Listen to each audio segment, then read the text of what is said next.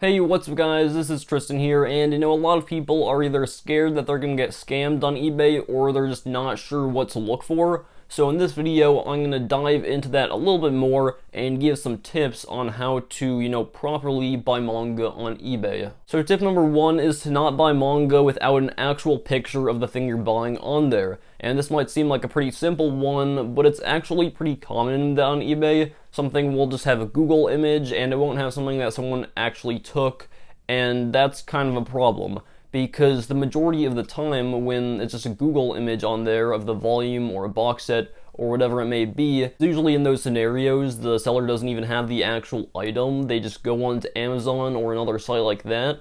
They purchase the item for cheaper than it was sold for and send it to the buyer's house purchased as a gift, so they won't see the price that it was paid for. And this isn't just a problem with manga on eBay, but I definitely think that it's more common than people think it is, so it's definitely something to look out for. Tip number two is just to ask the seller some questions, because a lot of people don't want yelling on the tops of the pages and damaging on the volumes. And even though the yellowing on the pages isn't really a huge deal to me, I definitely think that the damaging on the volumes is a big thing to look out for, because the seller doesn't always include images of that, and it's definitely something to ask about if they don't have them. And I know that a lot of people might be worried about asking the seller questions because someone might buy the item before the seller can respond, but at the end of the day the seller just wants to get rid of their stuff, so they probably have the eBay app. They probably, are checking their computer kind of frequently, and they're probably going to respond, pretty fast. So I don't really think that's a huge thing to worry about, and it's definitely better to be safe than sorry about that type of stuff, because those items don't always have a return policy. Tip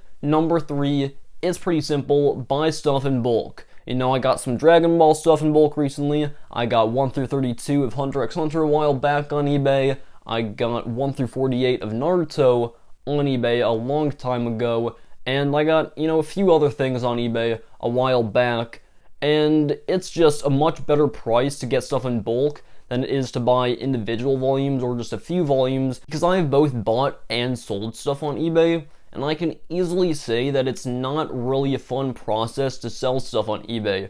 You have to take pictures of it, you have to write a description, come up with a good price and whatnot, and it takes a good amount of time to actually sell stuff.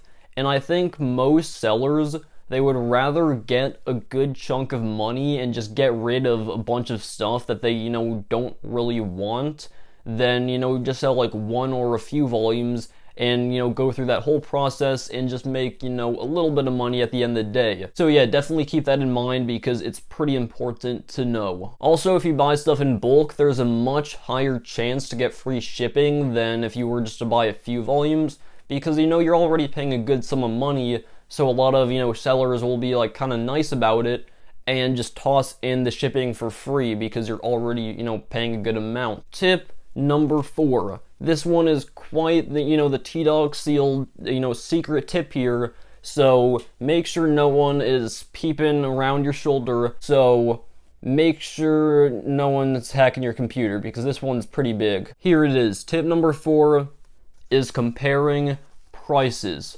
And some of you guys might be like, comparing prices? This is easy cheese. This is tip number one in buying manga. But it's actually a little bit more complex than you might think.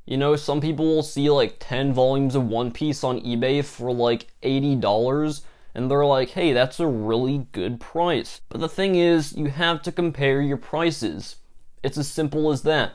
And like I said quite a while back in my Where to Buy Cheap Manga video, in-stock trades is the way to go. In-stock trades has some crazy, unbeatable prices, and I know it sounds like I'm some, salesman here, and this isn't, a sponsor in any way, but in-stock trades, they have manga volumes for like $6, $7 sometimes, and Right Stuff Anime also claps pretty hard. They have like $7 manga volumes a lot of the time, and I've been using their stuff pretty recently, so definitely check out those two sites.